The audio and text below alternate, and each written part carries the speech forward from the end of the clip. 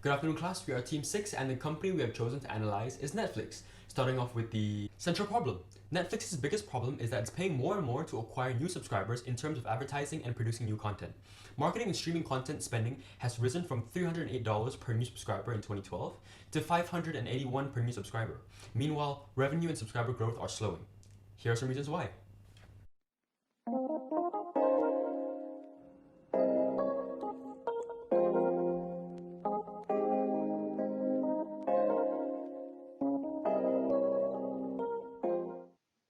I've had a Netflix account for quite a while now, but I want to try something different.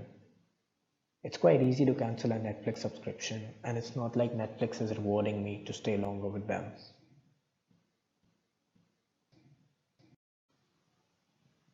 I'll just cancel my Netflix account and shift to Amazon Prime Video.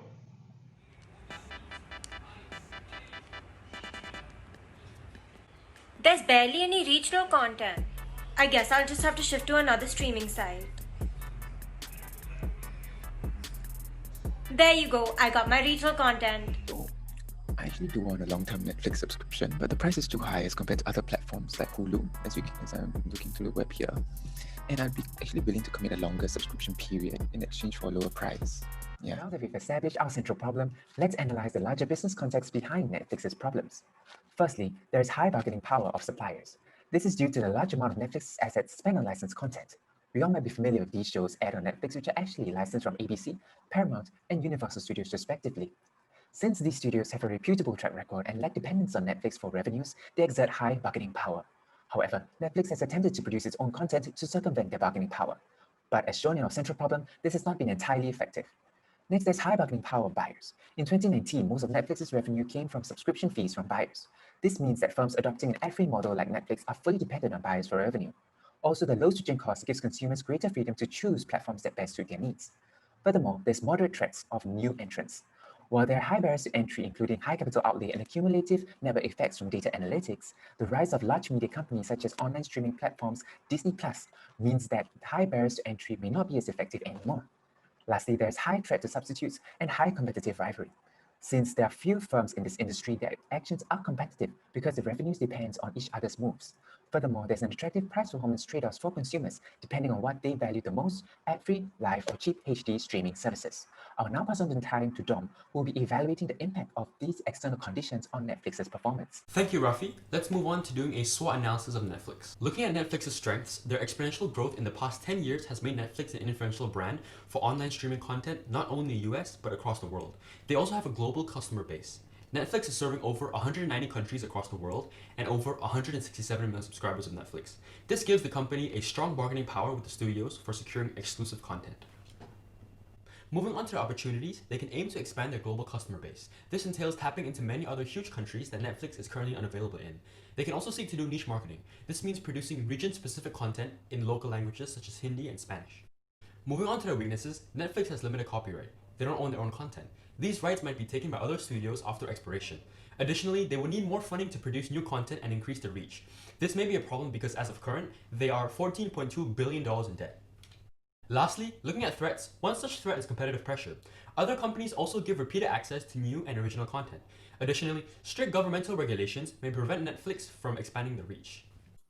Netflix has a complex segmentation strategy where its algorithm will slot users into 2,000 microsegments according to their viewing habits. As you can see in the BCG matrix, we've separated Netflix Originals from the streaming service. This is because Netflix Originals is a star with huge growth potential, considering the fact that the more original content Netflix produces, the more profits it generates for the company. Meanwhile, the streaming service content is easily replicated by others. Netflix adopts a more for the same positioning strategy, as producing more original content will help retain customers and attract new ones, as these original contents are hard to replicate. Netflix Originals is a line extension from its existing products, and the company seeks to expand total market by attracting new users and more usage. Netflix is available in 190 countries, so viewers can watch anywhere on their TV, laptops, and tablets. Netflix uses an image preview to hint at an extensive catalog to entice its site visitors to start a plan on the spot. The Netflix experience is one that is seamless and personalized. Netflix recommends its shows to viewers, and 4 out of 5 shows watched by users came from recommendations. Netflix uses three product strategies: personalization, streaming, and original content. Netflix is perceived to be high-priced, medium quality due to its lack of content variation, charging a higher price than other platforms like Hulu, who are offering more for less. We conducted a survey of 125 individuals, and this helped us make recommendations for Netflix. I now take you through the survey insight. We asked our survey respondents if they would prefer Netflix over other streaming services if we allowed them add-on features which would enable them to subscribe to other channels through in-app purchase, and 49% of them said yes, showing that there's a huge potential for Netflix to become a one-stop for all streaming services. We also asked them to rank on a scale of 1 to 10 as to how important is a one-stop streaming platform to them, and 60% of them ranked 8 and above, showing that there's a huge demand for a one-stop for all streaming service platform. And hence we recommend Netflix to add news channels as well as sports channels. We asked our survey respondents that if we increase the subscription fee by $2 and provide them with live sports streaming, would they stay on Netflix? And 58% of them said yes, and 27% of them said that they would switch to competitors. Hence, we see a huge potential for Netflix to enter the live sports streaming market.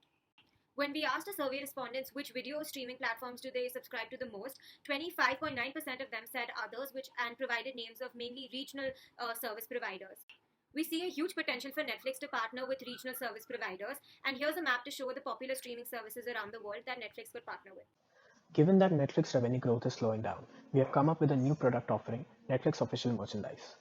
Netflix can leverage the popularity of its original content to sell merchandise based on its high-grossing movies and shows. These products can not only be a source of additional revenue, but also serve as great promotional products, thus providing a cost-effective marketing strategy. Moving on, Netflix is gradually phasing out its 30-day free trials. However, they are still available in countries like Singapore and Indonesia. We believe that these free trials are negatively exploited by consumers who sign up for numerous free trials using multiple credit cards.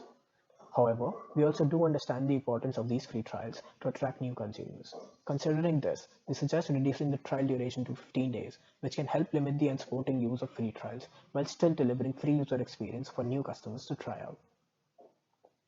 Our survey results show that 73% of the respondents feel that Netflix is priced quite high. As mentioned under the Porter's analysis, the switching costs for buyers are almost zero, hence there is a great risk of existing users shifting to cheaper alternatives.